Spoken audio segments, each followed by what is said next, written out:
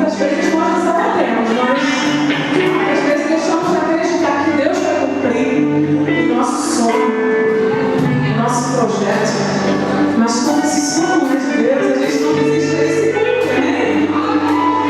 E eu não sei quantos de vocês aqui nesse lugar já aprenderam sonhos,